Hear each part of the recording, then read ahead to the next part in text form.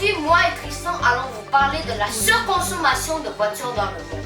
La surconsommation, c'est quoi? C'est l'usage intensif d'un objet quelconque. Dans notre cas, ce sont les voitures. Premièrement, il faut savoir que de nos jours, de plus en plus de personnes possèdent de voitures. Alors présentement, il y a 1 milliard de voitures présentes dans le monde en 2021 et une nouvelle voiture s'ajoute à la collection à chaque 2 secondes. Alors maintenant, pendant qu'on parle, plus d'une dizaine de voitures sont produites. Alors je vous amène vers plus de détails dans les statistiques. Alors suivez-moi! Il y a 2 fois plus de voitures qui ont été vendues en 2017 qu'en 1999. Puisque les voitures sont de plus en plus populaires, plus de routes sont construites pour que les voitures voyagent dessus. Chaque année dans le monde, plus de 695 000 km de routes sont construites.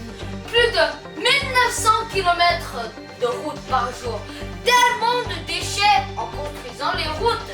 Une partie très importante des voitures sont sûrement les pneus. Sans les pneus, les voitures ne peuvent pas rouler. Plus de 1,2 milliard de pneus sont fabriqués chaque année, soit 3,1 millions de pneus par jour, soit 38 pneus par seconde. Maintenant, il y a beaucoup de pneus qui sont construits. Pendant qu'on parle, beaucoup de pneus égale beaucoup de caoutchouc égale beaucoup de pollution. À un certain moment donné, les voitures vont arrêter de fonctionner. Ils sont alors appelés des VHU, des véhicules hors d'usage. Les VHU produisent entre 1,4 et 2 millions de tonnes de déchets par an. Pourquoi?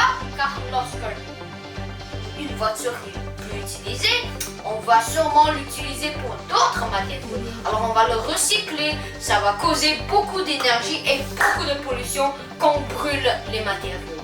Maintenant, je vais laisser Tristan vous expliquer les grandes conséquences de la surconsommation des voitures. Il ne faut pas oublier que plus il y a de voitures, plus nous utilisons de carburant. De plus, il est estimé qu'avant 2050, il y aura plus de 2 milliards de voitures sur les routes dans le monde. En ce moment, le secteur des transports est responsable de 27% des émissions de gaz à effet de serre dans le monde.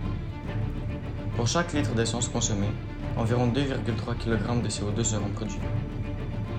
En ce moment, il y a environ 4,8 milliards de tonnes de CO2 dans le monde produits par les voitures.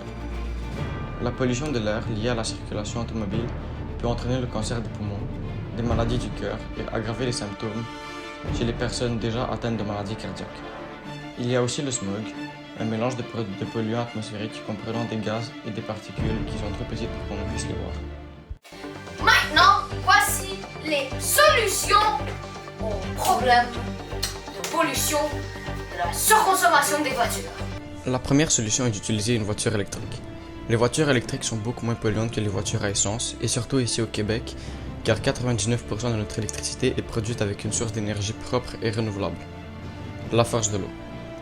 C'est une voiture qui produit très peu d'émissions de gaz à effet de serre, plus précisément 80% moins d'émissions de gaz à effet de serre sur une distance de 300 km.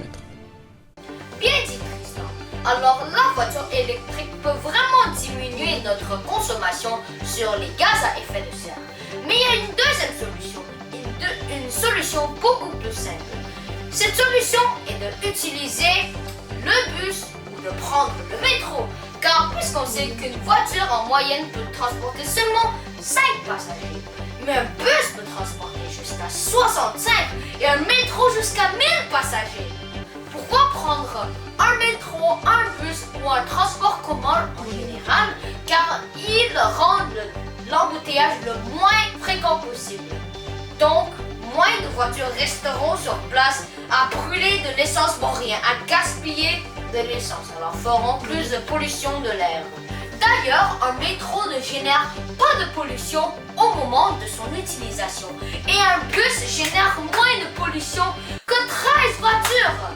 Alors, en conclusion, c'est meilleur d'utiliser un bus, un métro ou tout simplement une voiture électrique. Merci tout le monde de nous avoir écoutés, moi et Tristan, sur notre présentation sur la surconsommation des véhicules. Passez une belle journée. Bye.